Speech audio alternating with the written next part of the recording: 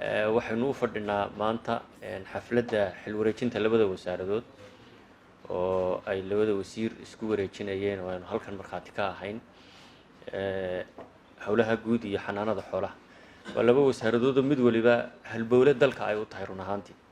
wasaaradda howlaha guud iyo guryeynta oo jidadkii iyo qaab dhismeedkii dalka isku xidhayay iyo guryeyntii iyo howlihii dhismayaasha guud ahaan ama wakaalada dhismaha noqoto ama wadooyinka dalka naqshadeyntiisii iyo qorsheyntiisii qaabilsan. xanaanada xoolaha oo lafdhabartii dhaqaalaha iyaduna ah waa laba wasaaradood oo halbowle ah. wasaaraddan marka koowaad waa kusoo noqnoqday, waxaan filayaa waa markii lixaad ee aynu xil wareejin samayno. waxoogaa wasaaradda arrimaha dibadda isu yar eegiino iyadana dhowr goor wasiirada la isku bedbedelay. shaqaduna runtii waxay ku fiican tahay in joogtayn ama ay jirto continuity, yacni wasiirkii wasaaraddaa joogay uu socodsiiyo ilaa heerkii loo baahnaa ama la gaadhsiin karayo. hase yeeshee mararka qaar maadaama wasiirku uu yahay qof ama figar siyaasadeed kama fursanayso in la isku bedbedelo duruufaha jira awgeed.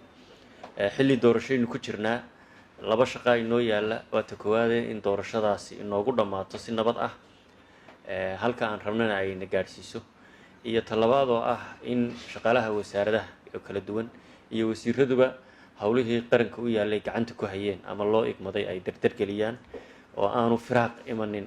marka labada wasiirba waxaan kula dardaarmayaa wasiirka howlaha guudna halkii wasiiradii kaa horreeyey ay gaadhsiiyeen inaad gaadhsiisid kana sii qaadid. wasiirka xanaanada xoolaha maalintii waxaan ku duceeyey in wasiirku kusii nagaado, laakiin malaha xanaanada xoolahoo lafdabartii dhaqaalaha dalka ah oo ka ballaaran dhirta iyo daaqa ayaa ducadii ay ugu dhacdayoo waa ka xaggaa maaragtay. marka waxaan u rajaynayaa guul. xoolaha nooli waa lafdhabarta dhaqaalaheenna.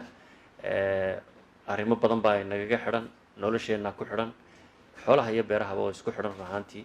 marka waxaan isleeyahay inta ugu dhow ee aad arki kartaa hoolkan iyo xafiiska siduu wasiir maxamed soomaali u qurxiyey inuu wax qabtay bay tusaysaa.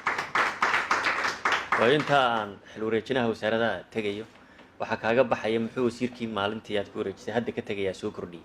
waxaan isleeyahay maadaama wasaaraddii quruxda ay leedahay, shaqooyinkii kale arrimaha shuruucda iyo qaab dhismeedka wasaaradda iyo shaqaalaha iyo iyagana waananuun usii gudadegina in waxqabad jiro oo ay ka muuqato muraayadda ayaan filayaa.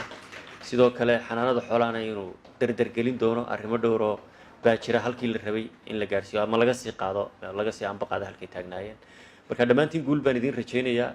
waqti badani ma jiraan, dadka maskaxdooda wasiiradu kow ka yihiin, dhinacna doorashadii baa ka guuxaysa ya kuwa kalena xildhibaannimadii jaraal bashiir iyo cabdinaasir iyo waxaa laga yaabaa iyay qudhooda in baarlamaankii ka guuxayo. markaa shaqada qarankana aan halkaa kasii hayno sii wadno. barnaamijka doorashooyinka oynu hor yeelanaya insha allah guul buu inoogu dhammaan doonaaye aan isagana ka shaqayno.